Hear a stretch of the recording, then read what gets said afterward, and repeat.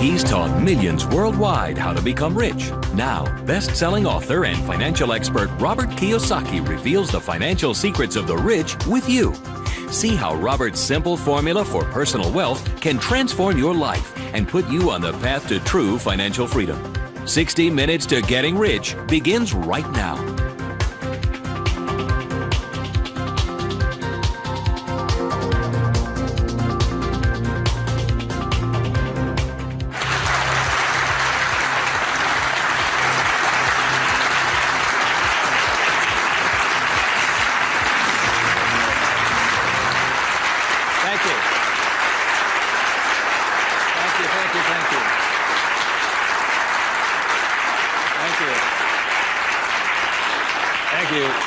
You're very kind. Thank you very much.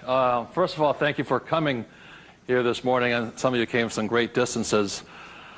I remember that every time I do a talk, I'm always worried that people won't show up, and so my ego couldn't handle the blow. So thank you for showing up, and I'll do my best to be of some value or entertainment today. First of all, how many people have had the chance to read Rich Dad, Poor Dad? Good. Okay, thank you. For those who haven't had a chance to read the book, I'll give you a quick background on the story. Rich Dad, Poor Dad is a true story, and it's based upon my two dads. My real dad was the head of education for the state of Hawaii, a very smart man. He was the boss and things like that when I was in school. And my rich dad was my best friend's father. And my best friend's father was a man who didn't finish school. He dropped out of school at age 13. But ultimately became one of the richest men in the state of Hawaii. Self-made, did it on his own, and stuff like that. So Rich Dad, Poor Dad is a true story of what two fathers tell their two sons, my best friend and I, about the subject of money. And as the the positioning statement of the book says, what the rich teach their kids about money, that the poor and middle class do not. And as we all know, for the most part, we learn very little to nothing about the subject of money in school. And so what we learn about money oftentimes is handed down from parent to child. And those are the ideas that we have relative to the subject of money. So my rich dad was a man who, he was my best friend's father, like I said, when you look at the white sand beaches of Waikiki and the hula girls and the palm trees, my rich dad was the guy that owned the land underneath the hotels. And my poor dad, I call him my poor dad, although he was a high-paid government official, and I do mean high-paid. He made a lot of money. In fact, he made much more money as far as a salary and paycheck goes than my rich dad. And so the story is really what my rich dad taught me as compared to my poor dad. And so what we're going to be going over today are some additional ideas and thoughts and information that may assist you in getting wealthier, easier, quicker. How many people would like to get wealthier, easier, and quicker? Good, thank you. So in contrasting them, most of us have heard, like my poor dad, very middle-class man, smart man, but he had middle-class ideas when it came to money and values. And he always said, son, our house is an asset, and it's our largest investment. And my rich dad would say, here I'm 9 years old, I go, okay, I got it, Dad, I got it, right? And then I would go over to my rich dad's house, and I would say, my dad just said, our house is an asset and our largest investment. And my rich dad would say, well, that's why your old man's not rich, is because your house is not an asset, and if it's your largest investment, you're in really big trouble. And that's when the contrast that started to hit me. And then my poor dad always said, do you think money grows on trees? And his favorite words were, I'd say, Dad, let's buy this. He goes, I can't afford it. And my rich dad said he forbade his son and I from ever saying the words, I can't afford it. He said, the moment you say you can't afford something, it becomes true. So the power of the spoken word or your thought has the ability to become what you think is real in the world. So if you say, I can't afford something, that becomes your real world or reality. And what my rich dad said instead was, instead of saying I can't afford it, simply say, how can I afford it? Or in school a lot of times, I'd say, hey Dad, guess what, I'm going to be a millionaire. He goes, you can't do that. And my rich dad said, never say you can't do something. Ask yourself, how can I do it? And he said, and just in the switching of those words, if you say, how can I afford it, your mind opens up to the possibility. And your mind then has to go to work. This is your single most powerful tool you have, is the brain. But if you say, I can't afford it, then the thing goes to sleep and it sits there, goes dormant, and doesn't have to do any more work. You're the one who's doing the work then. So those are some of the subtle, differences. My poor dad, the school teacher, the head of education, always said to me, he says, son, go to school, get good grades, get a safe, secure job, high-paying job, and work hard. And my rich dad said, that's a good idea if you want to work hard all your life. He says, but if you want to get rich, you have to learn how to have money work hard for you so you don't have to work for it. And you also have to learn to buy companies. Don't be the guy applying for the job, be the guy that's handing out the job. But I want to give you something I rarely say to people, is that there was 3 main points that I think made a difference in my life. And point number 1 is that I realized very early on in life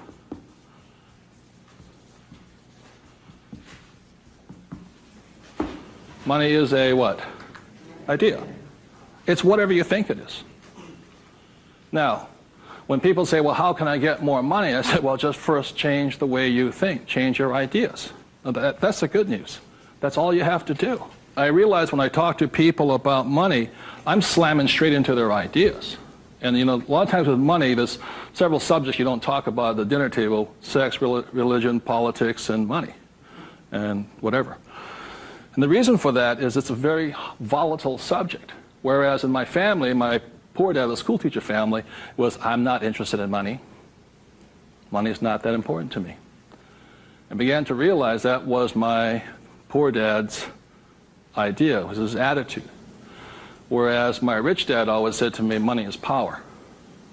Money gives you power. Respect it. Treat it respectfully. So there's all these different ideas about the subject of money. The thing I hear people say is, I'll never be rich. And that becomes a self-fulfilling prophecy, you see. And that's why money, just as an idea, is so, so powerful. And when I talk to people, I oftentimes ask them, I said, what did your parents tell you about the subject of money? Because that becomes real. If you were told, go to school and get a job, see, many of us may not be in the same profession, but we're following the same path. And most people did not come from families that were rich. In America, less than 1 out of 100 people at age 65 becomes rich. In the richest country in the world. 1 out of 100. 4 become wealthy. I think 56% are dependent upon the government or a pension to take care of them. And they start going downhill. So what I had to do, what I'm going to be talking to you about, is I had to watch my ideas, I had to watch what I said, and I had to watch who was giving me the ideas. Okay? Because they're not the same. Like you go to one doctor and they say, eat a low-fat, high-carbohydrate diet. You go to another doctor, they say, eat a high-fat, low-carbohydrate diet. Somewhere you got to make your choice. Number 2, the thing that I learned by having 2 dads with their contrasting points of view, I realized this really early on.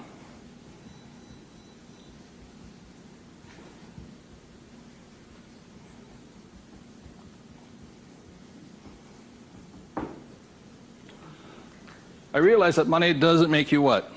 Rich. Because my poor dad made more money than my rich dad. So I think one of the biggest mistakes we've been going into is a lot of times people actually think if I win the lottery, then I'll be rich. Or if I go to Vegas or gamble or my luck changes, then I'll be rich. It has nothing to do with it. Money is a very powerful tool, as my rich dad used to say. If you use it well, it'll make you richer. If you abuse it, it'll make you poor. So one of the big things that my poor dad made the mistake of saying, he always thought that if he got a pay raise, that would solve his money problems. And the trouble is, every time he got a pay raise, he got bigger problems. So it made him poorer and poorer the more money he made. Does that make sense, you guys? That was a very big problem with him. And then the third thing I realized by having 2 dads and having 2 contrasting points of view was that there's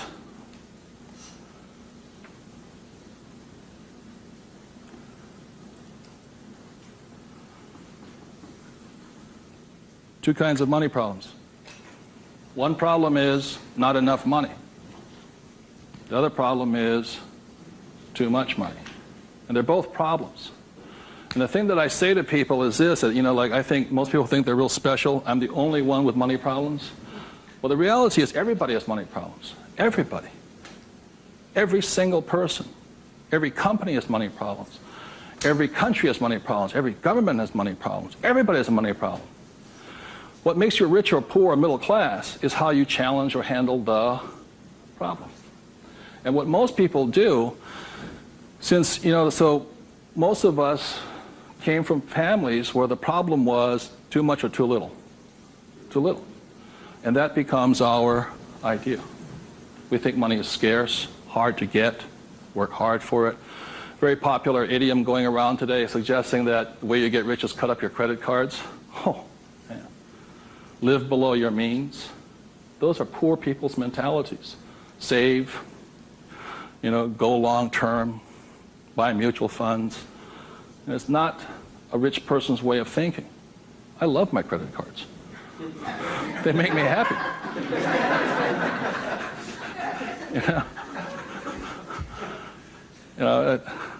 I drive, it says, drive a cheap car. I don't look good in a cheap car. I don't feel good. Now, the point I'm making here, again, there's poor, middle class, and rich. And very early on in my life, I really realized that being poor and struggling did not look good on my face. And I did not like it. But I grew up in a family that if you were rich, the idea was that you were crooked, evil, not caring, inhuman, not generous, and all that stuff. So if I said I want to be rich, then I went against my family's values.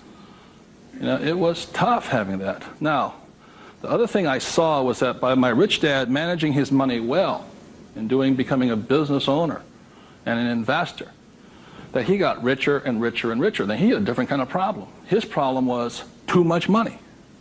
And my rich dad said to me when I was about 18 or 19 years old, he said, son, there's two kinds of problems. Not enough or too much. Which one do you want? And at that point, does it make, and so I made an obvious choice. I said, I like the one with too much. I want to have that problem. And it's a very big problem. So knowing these three different things, I could make different distinctions and different choices in my life. The big point I want to make today is that money comes down to fundamentally a choice. That's all it is.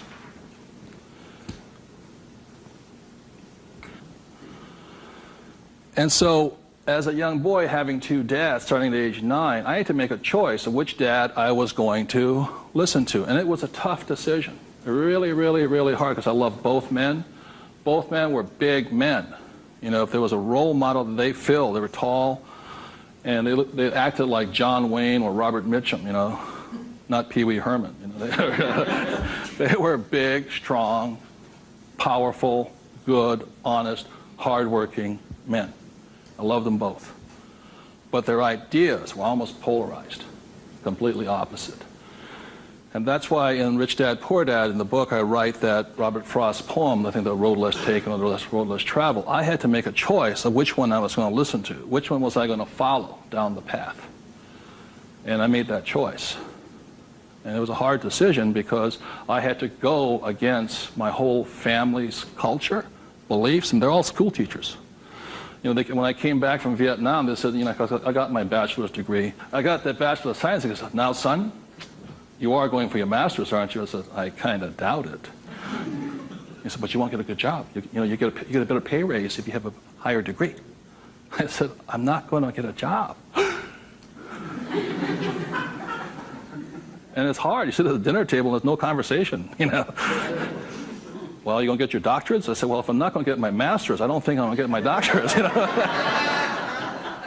Yeah, but you get a better pay raise. They came from the government model that it was not what you did, it was how high, what your degree was that you got paid by. And that's their reality. It's not my reality. So I had to make a choice. And the thing I say to people is that in many ways I'm more like my poor dad. You know, when I retired in 1994, sold my company and all this, I was set for life.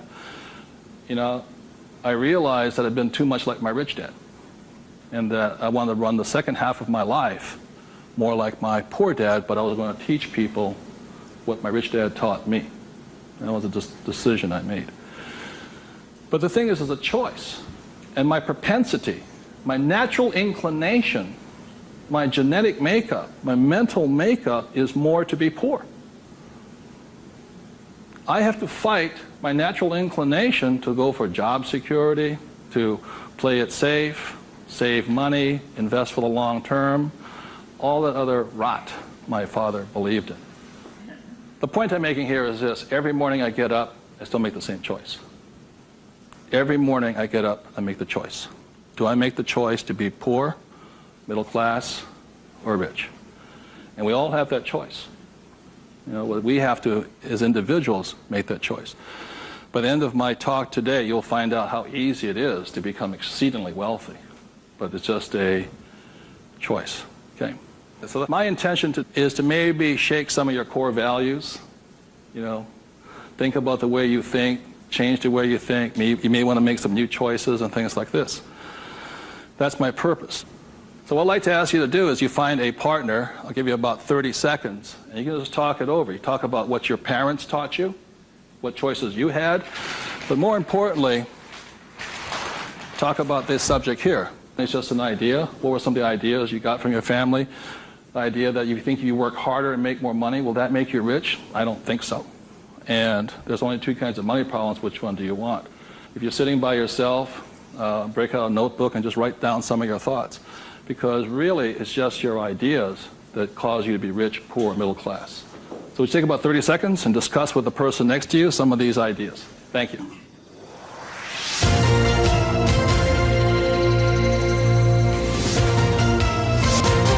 The main point of the book, Rich Dad, Poor Dad, for those who have not read it, so this is book number 1. The main message and the point is the importance of financial literacy. Can you read a financial statement? So, again, comparing my rich dad and my poor dad, the school teacher, was very word literate. I mean, he read a novel a week. He read constantly. And he used to say to me, you know, readers are leaders and leaders are readers. I said, good. And I go see my rich dad, who didn't read that much. He says, but the difference between your father and I is I can read numbers. So so Rich Dad, Poor Dad is very simply about the numbers. And this is an income, expense, assets, and liability. And that's the basis of financial literacy, financial statement. Now, the problem, and so what it is about the difference between assets and liabilities, things like this, and this is really what the book was about. You know, the thing about asset, my father would say our house is an asset, and my rich dad would say it's not, because very simply assets, according to my rich dad, asset will put money in your pocket whether you work or not. And a liability will take money from your pocket whether you work or not. That was very simply it. The important things about a financial statement is that it allows you to see the truth instead of being stymied by other people. My bankers never asked me for my report card yet, you know.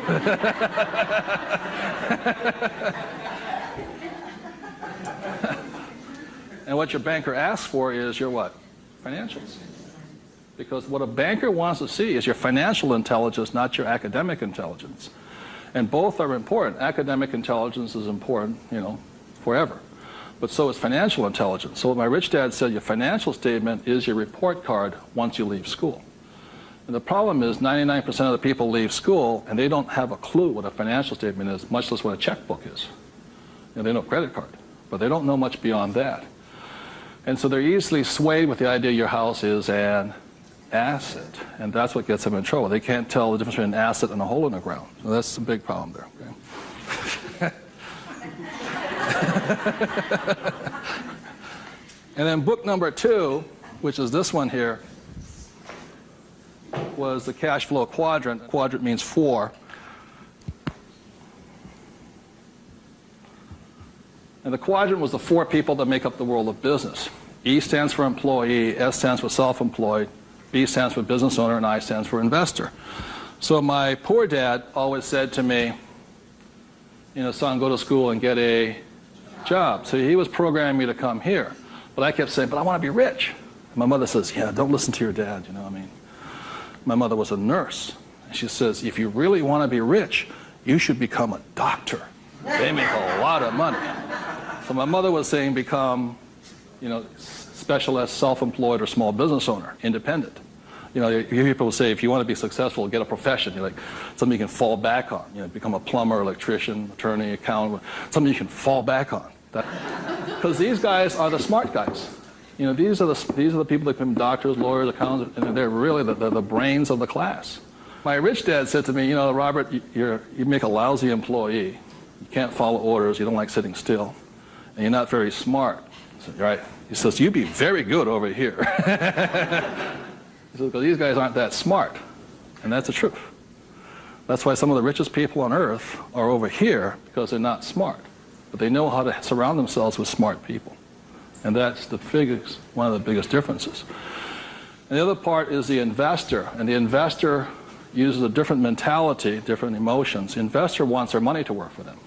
And their words are, what's my return on investment? How soon do I get my money back? See, most people have the money in a 401k. That's not an investment plan, it's a savings plan. An investor would not do that because it ties that money up too long. I want my money in and I want my money out. I want to know when it comes back to me. It's called velocity. How soon do I put it in? How soon does it come back?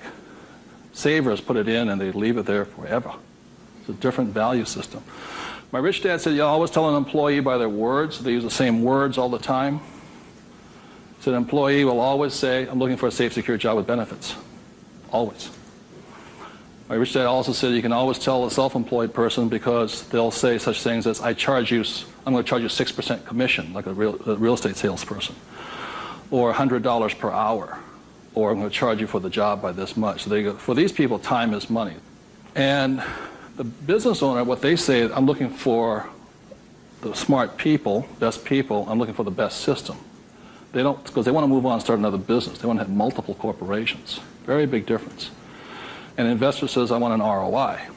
Now, the theme song for the self-employed, the difference between the small business owner and the big business owner is very simply this. A big business owner, if they do the job right and build the company, they can leave. And when they come back, the company's doing better without them, more profitable because they have the bright people running it.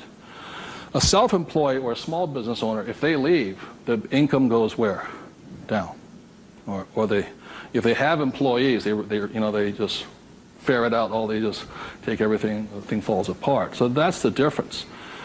And also the difference between an S and a B is the size of their ideas. Like a lot of times I meet people come up to me and say, I want to start a hamburger stand. One hamburger stand, Whereas the same guy named Ray Kroc comes and says, I'm going to build a hamburger stand all over the world. Difference in vision, idea, and leadership skills. They're very, very different people. And the reason they're different is because emotions. This person here values, it's fear, so they want security. Security drives them hard. So they're fearful. This person over here is lack of trust. And these guys, they're highly specialized. They're also the most satisfying, because they have their own time, their own life, and all this. They're very happy this way, but it has its limitations also. And generally, these people are limited to about $500,000 a year max in here, just because time is money. Over here, it goes unlimited, how much you can earn. So there are very, very big differences in the thing. The investor here, their thing is they're neutral, emotionally neutral. In other words, what that means is they don't care if you're winning or losing. When somebody says, I go to somebody, the stock market's going to crash. The mutual funds get wiped out. They're not neutral. They're reacting. A true investor doesn't care if the market goes up or the market comes down because they're going to make money either way. That's an investor. They really do not care. They know that losing is part of winning. It's called money management, how well you do that and all this. Very, very neutral. And this person over here, the emotion is patience. You have to be patient. These guys want to get paid now. These people may not get paid, I think the average is 3 years, right? They don't get paid. That's why the first question when somebody comes to ask me to invest in their company is, are you willing to work for free for 3 years? I go, no. I said, well, I don't invest with you. Because you're still thinking like this. So those are the emotional differences. Because today, just being an employee is suicidal. Today you have to be employee plus an investor. You can be self-employed plus investor. Okay, you have to be on both sides of the quadrant, is what I'm saying, at minimum. Whether you're here, here, or here. If you ever want some time off, you have to be an investor today. So very simply on, starting from the age of 9 and 10, I started here and I stayed here. That makes sense to you guys?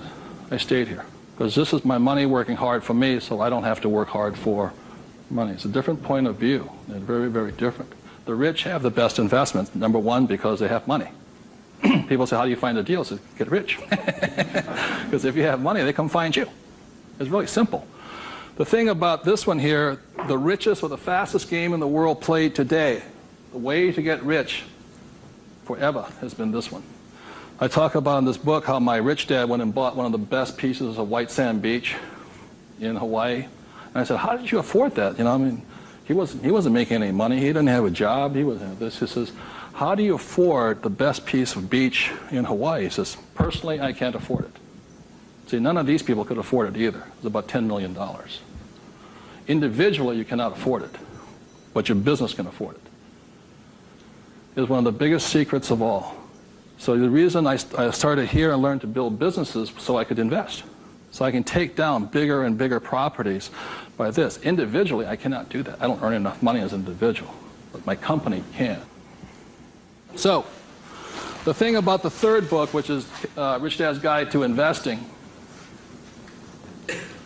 is called the 90-10 Rule of Money. Well, the 90-10 Rule of Money very simply says is this, is that 10% of the people always make 90% of the money, always.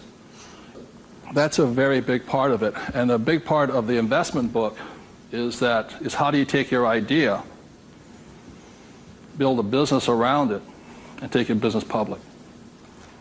So the reality, as I know, is every single one of you sitting out there in the audience, you have an idea that can make you exceptionally wealthy beyond your wildest dreams. Every one of you is creative enough to have an idea. The trouble is, when you went to school, they didn't train you to be a business owner. They trained you to be an employee, working for the rich. What the rich have the ability to do is take their ideas and create massive businesses out of them. So you have your business, which does your investing for you.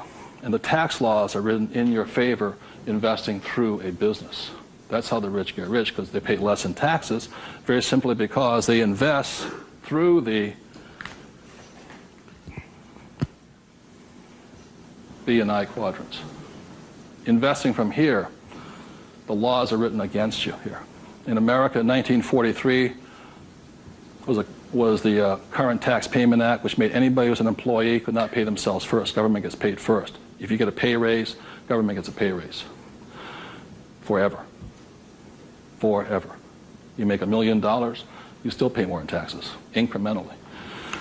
1986, they passed the Tax Reform Act of '86. All doctors, accountants, attorneys, and the laws were changed against them. But they never changed the laws for the rich, because this is how the rich have gotten rich, by owning corporations and businesses. And that's been in effect since 1215, which is the signing of the Magna Carta. So ever since the thing is, you have to know, you want to get rich, you have to play by the rules of the rich, because the rich make the rules. And for the last thing I'll say about taxes is this.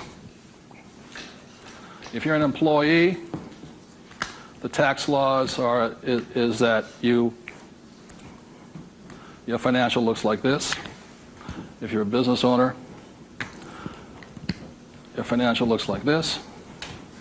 And the big difference here is this, is as an employee, your first line item expense is tax. If you're a business owner, it's the last. That is the biggest loophole ever. And that's why the rich get richer. They can take their money that comes in here and goes in here, and these guys, the money comes in and goes there. Very big difference. So would you take 30 seconds and discuss whatever you have heard so far? Thank you very much.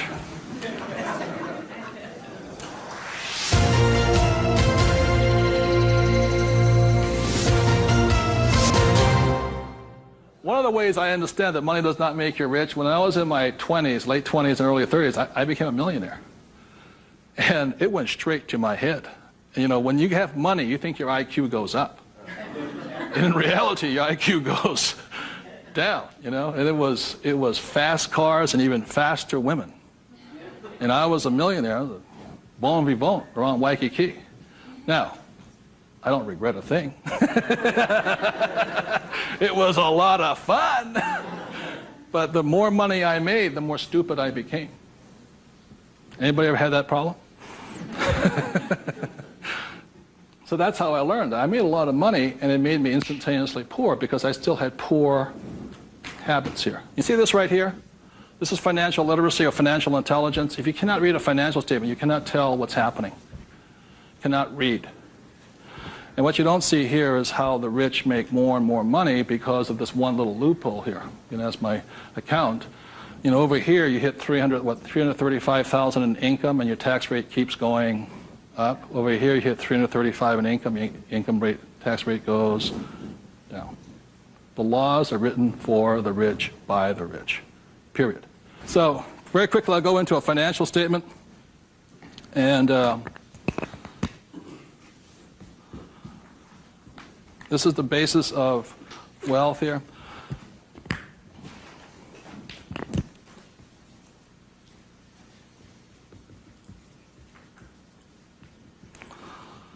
So what happens to most people is they say their house is an asset and all this. My rich dad said, your house is not, whether a house is an asset or not, has nothing to do with this thing here. It has to do with the most single important word in business, and that word is called, what's the word? Cash flow. It's cash flow determines it. So, very simply, when I was 9 years old, my rich dad said an asset is something that flows money into your pocket, and a liability is something that takes money from your pocket. Just because your banker or your accountant says your house is an asset doesn't mean it's an asset. So when I read a financial, I see something listed here, and then I see whether it lodges up here. Now, if it doesn't lodge up here, then it must be going this way. It's going out the expense with no income. Does that make sense, you guys here? That's a very simple way of looking at it. Now, taking it one step further, this is where the confusion sets in, is very simply because if you buy a house for, let's say, $100,000, and you get an $80,000 mortgage on it, you put $20,000 down, the problem is your house is listed both asset as well as liability, and that's where the confusion starts. It's listed in both sides, and that's the problem. So the thing here is this, and by the way, the word mortgage comes from the French word mortier, which means death. You know, so that means you're engaged until you're dead with the house, and staggering. So let's say you buy this little green house here. Okay. The way you know it's an asset or liability is, let's say I use it as a rental property, and after paying all taxes, you know, taxes, insurance, and expenses, and all this stuff, I make $100 a month. It shows up over here under income of $100 a month. Now, if let's say I have a tenant who trashes the place, doesn't pay me rent, takes me a year to evict the bugger, immediately that house becomes a what? Liability. So the house can be either asset or liability, but it's not because it's an asset or liability listed here. What determines if it's an asset or liability is income and expense. So what makes a person struggle financially is that what they do is they go out and buy a house, and they call it an asset. So you have a house mortgage over here. You buy a car, you call it an asset. You buy yourself a Gucci suit, that's called an asset. You get a gold watch, it's an asset, and all this. But they're really what? Liabilities. And so what happens is, I can tell if a person's rich or poor or middle class very simply by reading the financial. I can look at the financial and see this. If money's coming in and money's going out, this is the cash flow pattern of a poor person. It's not how much money you make. It's how you spend your money. I know a doctor here in Arizona, he makes over $500,000 a year. But he spends $525,000 a year. It comes in and it goes what? Out. He thinks like a poor person. Okay. The average middle class person, because they have a job, and the bankers like people with jobs and all this, they get all this stuff. This is their cash flow pattern. They have huge long-term liabilities. They're illiquid. Okay? And this is the cash flow pattern of the great middle class who think they're rich. My rich dad said, it's just because you live in a big house, have a nice car, and wear nice clothes doesn't mean you're rich. You could be broke, more poor than the poor person. So the difference was, for me, was that I spent my life learning how to acquire assets. So I don't need a job. The object was never to work for money. It was to learn to acquire assets that put money in my pocket, either stocks, bonds, real estate, businesses. So this is the cash flow pattern of the rich. The question, the way to find out how rich you are is this: is let's say you're married, husband and wife. If the two of you stop working, what happens? See, if my wife and I stop, income still keeps coming, because it's not dependent upon us working. The average person, all their assets, they realize if they stop working, are really liabilities. As my rich dad said, assets feed you if you stop working, liabilities eat you. And the reason they can't stop working is because the liabilities eat them. So the definition of wealth is how long can you survive without working? And it's measured in days or years in time. So when I retired in '94, my wealth was infinite.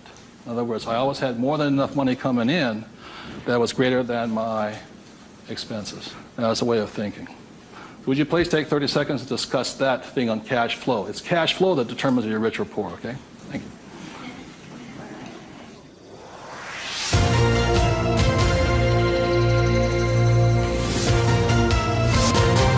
So one of the things I want to be clear on this is whether you're an employee, self-employed, business owner, or investor, the most important thing is this asset column here is your business. One thing my rich dad said, you got to mind your own business.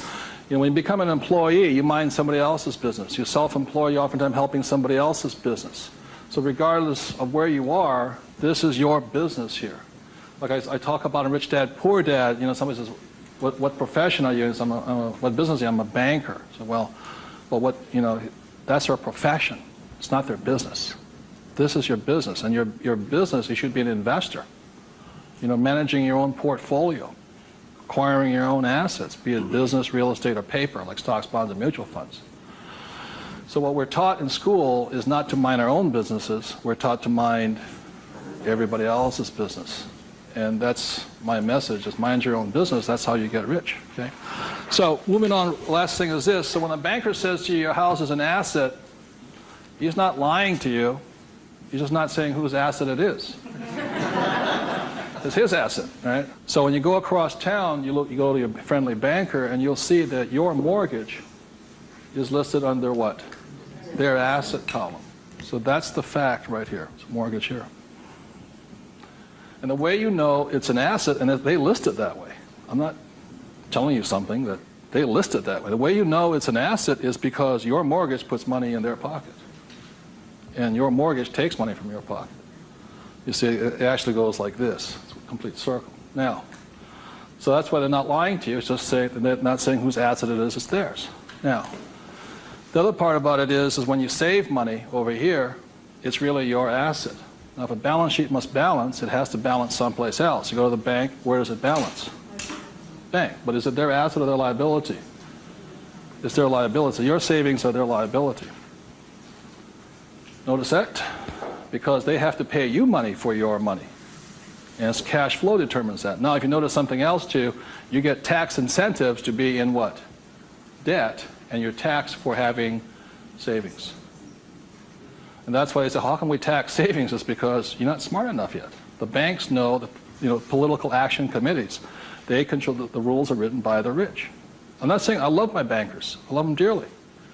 But you have to know the difference between assets and liabilities, and whose rules are you playing by? Poor, middle class, or the rich? Got it?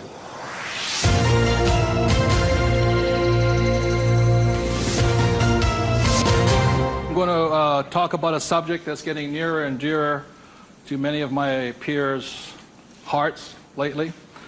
And the subject is retirement, or the lack of the ability to retire.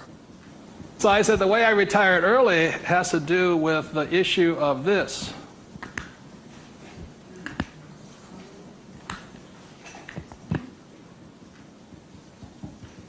Debt versus what? Equity. The reason I could retire early was because I'm in debt. I borrowed my butt off to retire early. The average person is going to take to 65, 75 as long as possible because they're trying to retire on what? Equity. In other words, they're going to try and use their hard-earned cash to retire, where I would rather use the bank's money to retire. So I am in debt up to my eyeballs. Because the reason is I know some of you out there, because I'm sure some of your parents told you to get out of what? Debt. Well, that's not that intelligent. Because you have to know there's good debt and what? Bad debt. And most people are loaded with what? Bad debt. And if you want to get rich, load up with what? Good debt. And the question I asked those bankers, I said, let me ask you this. How long would it take you to save $1 million? I'll ask you guys, how long would it take you to save $1 million? A couple of years at least, right? Yeah. How long does it take you to borrow $1 million? About 10 minutes. If you have good financials. And that's the difference. And that's the price people pay for not being educated in this world, to think that they have to work hard, save money, and finance your retirement on equity. I'd rather do it on debt. And the way I do it on debt is my banker will always lend me money on a thing called real estate.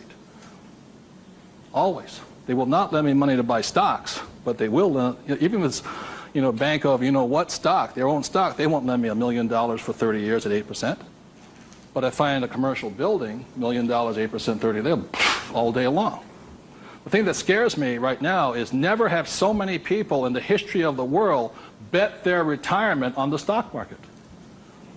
And they've bet real money. Am I correct? And trust me, the market will crash. Always has and always will. Now, those taking deep breaths right now, because you're not, because that should be good news. Because if it crashes, that's when you get rich. But the people who have been trained to think of playing it safe and all this, they're going to be in terror. Completely different point of view. So the point I'm making here is this: one of the reasons I wanted to get educated, understand cash flow, play the game, was just so I could borrow money faster. When my poor dad always said to get out of debt. Debt was bad.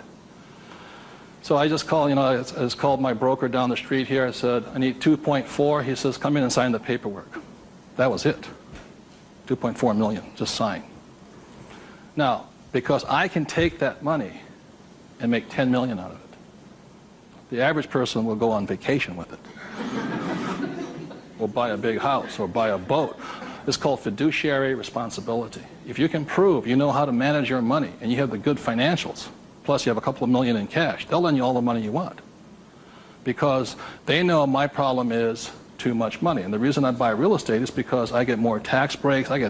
Real estate is a game of the rich, not paper. It's a really interesting world. So what I'm going to go into is how you can get to the point where you don't, I'm not recommending just go out and borrow today, especially if you have no education. I spent 40 years getting here, to the point where I can call my broker up. Before, 10 years ago, I'd call them up and they'd laugh. How much do you want?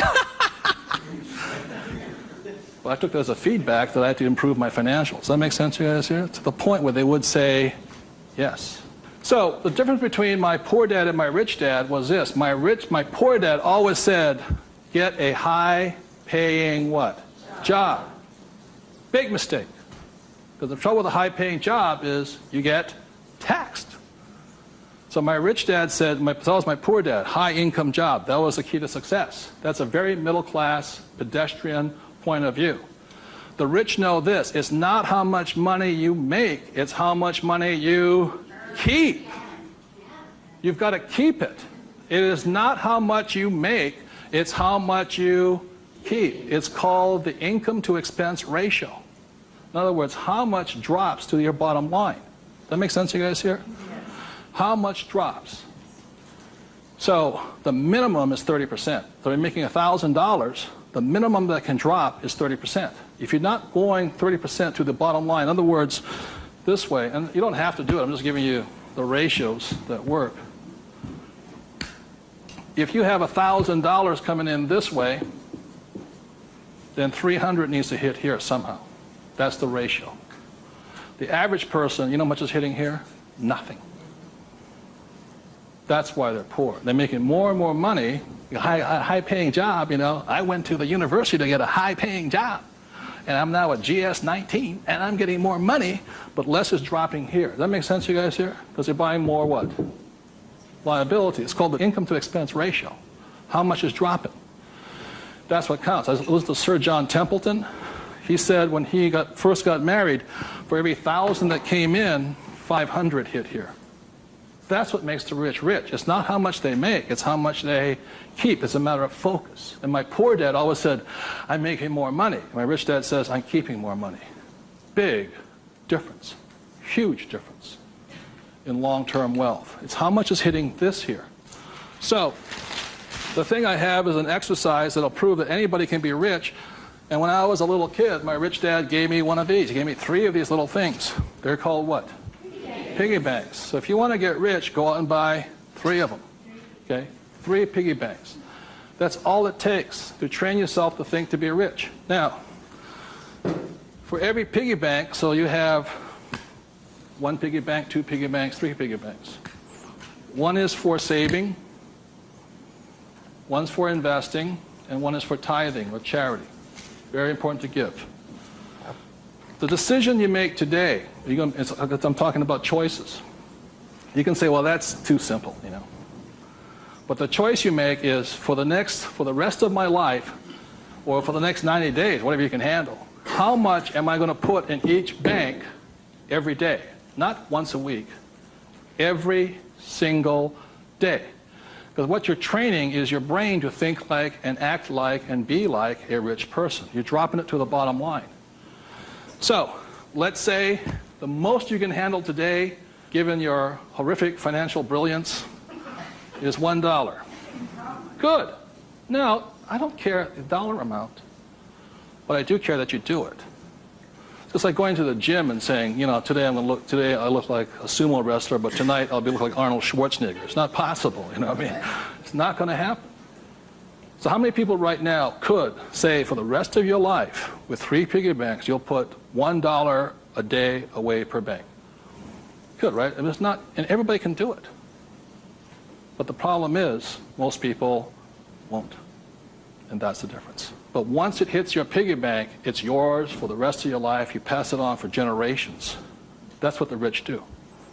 The middle class finds some cheap and tacky excuse to break the bank. Am I correct? You know, I got to spend this money. That was my poor dad. Well, if I make more money, I'll get a pay raise next year. The government, you know, be a GS-19. But they kept breaking the bank.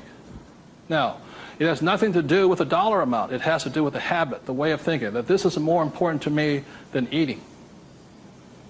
It's more important than my kids' clothes. More important than everything else is this. This is first. So start with $1. Everybody can do that. All it is 0 to go to 10. Now, at this point, people say, well, that's not that tough. Try $10 a day. Then you see some heartbeats. At that point, you're now at the boundary of what's possible for you. There's only a 0 added on to it. And you want to spend it. Now, if this becomes easy at $10, then just up it to, and you'll find your heart rate going up. So when people say, well, this is a simple exercise, I'm beyond it, then try going to, it is not the dollar amount. I mean, it's not the things, it's the habit. And you know you're a stud.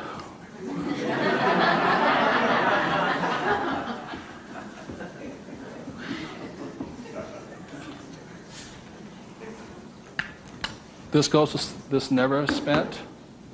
This is what your mad money is. You buy your properties in stocks and bonds, mutual funds with. You can afford to lose this if necessary, but you never lose this one. And you tithe your church or charity of your choice. Now, I give to the charity that I would like to support, but I don't have the time to support. So you put your money where your body would be. Does that make sense to you guys here? My rich dad gave it to his church. My poor dad gave nothing. He says, when I have the money, then I'll give it. That's why he was poor. The next point here is that my rich dad always believed in job security. My poor dad, job security. And my rich dad believed in financial security. So the way you get financial security is, again, via these three things. This is the basis of it. Savings, investing, tithing. So the way you get financial security is start with this, and then I start investing with this. Does that make sense? My investing account, this is when I have my fun. I play with that money. So the deal here is this, whether you're buying a business, real estate, or paper, the ratio is this. You can ask my wife the question. For every, somebody says, well, you know, I don't have any money. How do I get some money? I said, start with that, the 3 piggy banks. Or how do you find a nothing down deal? The reason they want a nothing down deal is because they got nothing to put down, right? And that's the most risky thing you should do. You can only take a nothing down deal when you have a lot of money to put down, because it's too risky. I can take a nothing down deal because I got the money to cover it in case it goes bad on me. But the point here is this, how I got my experience, how I can find a deal is this. You can ask my wife this. For every one property I buy, how many properties or businesses or stocks do I analyze? 100. That's the ratio. Before I buy one piece of property, I will analyze a minimum of 100 properties. If I don't buy one property in that 100, I start all over again. It's 100 to 1 is the ratio. That's how I find a deal. Not only that, is when I had no money, what was I doing? Still analyzing a deal. It's 100 to 1 before you can find one deal. And people come, oh, you know, I went with a ride with a realtor and we found one property and we bought it. I said, how many did you look at? Just that one. That's an idiot, not an investor. They have no clue.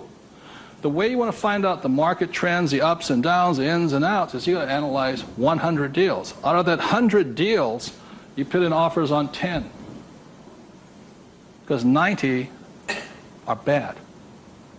But in the practice of analyzing the deal, you get smarter. I learn more. I learn something from each deal I look at. Of the 10 I invest in, or I put offers in, I might get 3 accepted. Now, this comes from my friend Dolph DeRoos, who's a real estate genius. He says, if this number is like 6, what does that mean? You're offering too much money. That means you're not being tight enough. You've got to screw it down a little bit more. It gets down to nobody accepting, you're too tight. So you want to keep it in this ratio. Of that, you'll buy one property. When people say, how did I get my education? I got my education evaluating deals. I estimate to this day right now, I've looked at over 50,000 deals. That's how I got smart. Instead of going to work, I look at deals. If I'm buying a business, the ratio is the same. 100, 10, 3, 1. If I'm buying a stock in a company, I've got 100 companies, same ratio. Everybody can do that. Does it cost them any money? No, not at all. It's free. When I go on vacation with my wife, Kim, she knows where I'm going to wind up. It's a real estate office or a brokerage office because it's a habit. So this is what gave me financial security, and what my poor dad focused on was what? Job security. He had no assets when he lost his job. Okay? 30 seconds, please discuss that ratio. 50,000 properties I've looked at now.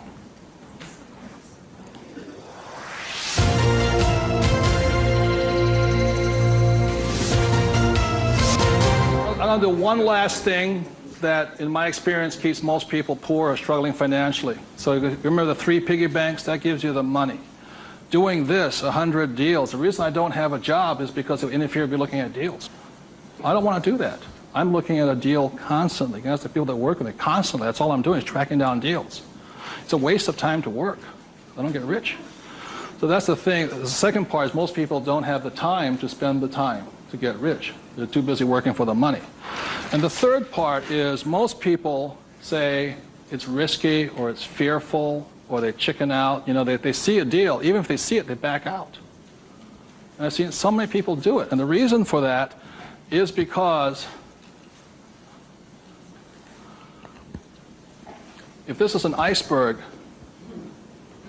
okay, most people, they say, I'm going to get the 3 piggy banks, I'm going to look at 100 deals, but it comes time to put the money, we call it go hard on the dollar.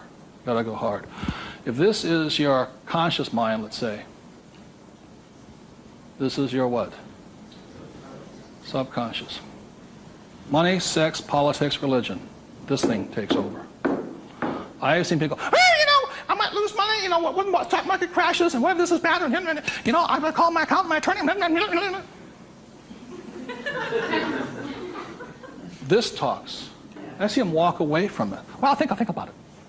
It doesn't cost you anything to buy a piece of property. Nothing. It costs nothing. It's called you put an option down on it. I sit there and say, well, you got $1 million? I said, here's a $20,000 check. Don't cash it for a week. I'll see you. I option it. Same as in the stock market. Option. I don't use the thing. It doesn't cost you any money to buy a piece of property. But people will talk themselves out of it. Instead of interacting, these guys are reacting. And it's really tough here in Arizona, or you don't know what it's like to be in New York. I'm going, it doesn't make any difference, because the problem is between your ears. Because the fears come up, they start talking. You can't talk to these people at that moment. They're like, and the reason is because of the magic word. What is it? Fear. And what happens to the average person, fear stands for false evidence appearing real. And what I mean by false evidence is that if this starts talking, they'll start gathering the evidence to make sure that it's real. Well, you know that most businesses fail. Let me show you the facts, and let me show you the stats. See, they're looking for all that false evidence. They'll validate, they'll justify it. They'll call their mother, their sister-in-law, their brother-in-law. Yeah, we agree with them. Am I right? Yeah. They'll make it real. It's not real. Like, I got crucified that said, that the 9 out of 10 businesses fail. I said, that's correct. Most of them fail, but one makes it. I said, look, I failed twice. Twice I was part of the 9, but once I made it to the 10. The difference between you and me is you haven't failed at all yet. Yogi Berra once said the great thing about the National League is that if you strike out 7 out of 10 times, you're in the Hall of Fame. So the biggest mistake was by my poor dad, my rich dad, this did his thinking for him. He could give you all the reasons why you fail. When I failed, I felt terrible for about a year. It was horrifying. I lost millions of dollars. Self-esteem, I was homeless again, on the street and all this. But once I got that back, I was stronger. Then I failed the next time. A little bit, 6 months, depression. Third time I hit it. Difference is my poor dad said, you failed. My rich dad says, you haven't failed enough. There is a difference. And my rich dad also said, failure is part of success. People who avoid failure also avoid success. So your biggest expense is not what you spend. Your biggest expense is the money you're not making because you're afraid. So the thing that my rich dad taught me very early on, called fear.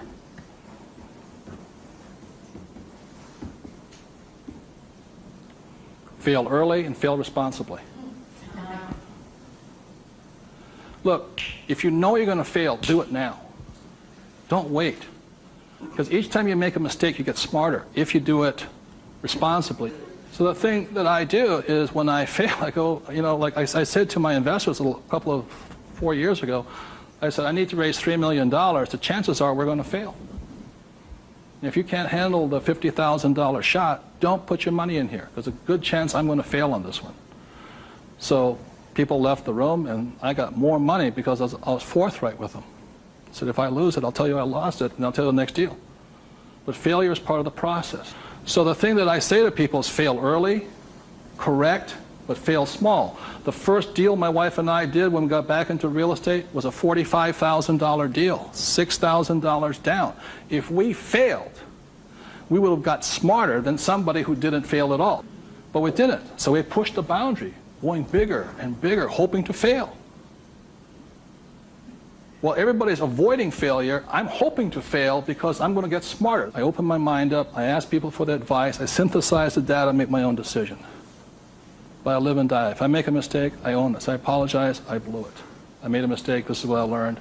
Continue on. So I want to thank you all for being here. The thing I want to leave you most with is that every morning, you know, as a 9-year-old boy, who was going to listen to? It was a choice, rich dad or poor dad. Every morning I get up and I still make that choice. Who am I going to listen to? And I hope you make your choices for yourself. Thank you very much.